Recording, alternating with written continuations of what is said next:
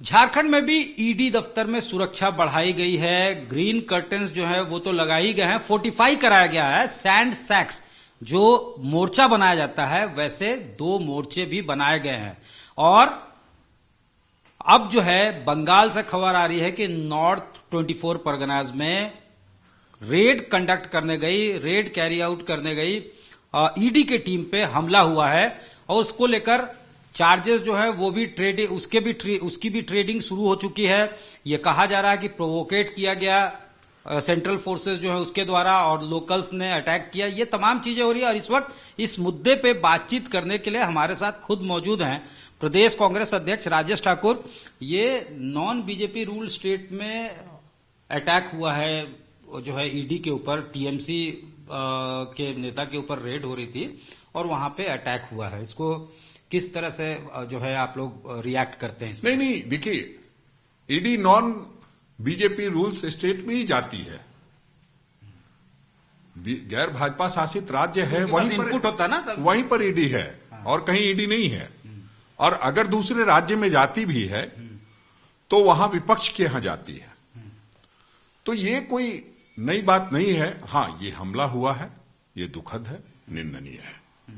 लेकिन जहां ईडी जाती है वहां से तो उनको जो है सब्सटेंस भी मिलता है, इनपुट्स रहता तब जाती है। यहां आईएएस के अधिकारियों के घर में जाती है तो कैश मिल जाता है 19 18 करोड़ रुपया।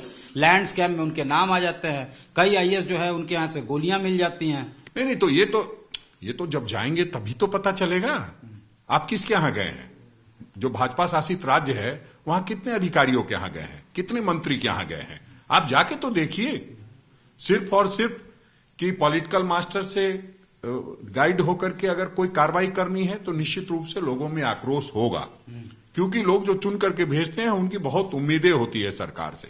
और जब इस तरह की घटना होती है, जिस तरह से लगातार बार बार अधिकारियों की बात हो, नेताओं की बात हो, परेशान जब रहते हैं तो निश्चित रूप से जो कार्य है वो बाधित होते हैं, राज्य का विकास बाधित होता है और अंतिम व्यक्ति उससे प्रभावित होता है। तो निश्चित रूप से नाराजगी भी बढ़ती है, जो ठीक नहीं है। ये हमला जो है लगता है कि टीएमसी स्पॉन्सर्ड नहीं है, जो लोग हैं वो इरिटेट होकर उन्होंने। देखिए, ये तो बेहतर ईडी के लोग ही बता पाएंगे वो किस लिए गए थे, किस हालत में ये बात हुई है। बहुत सारी बातें होती है जो हमें आपको नहीं पता है। जैसा अभी वो लोग बताएंगे वही हमको मालूम चलेगा। जब वहां के लोग कुछ बयान देंगे तब जाके सही बात की जानकारी होगी।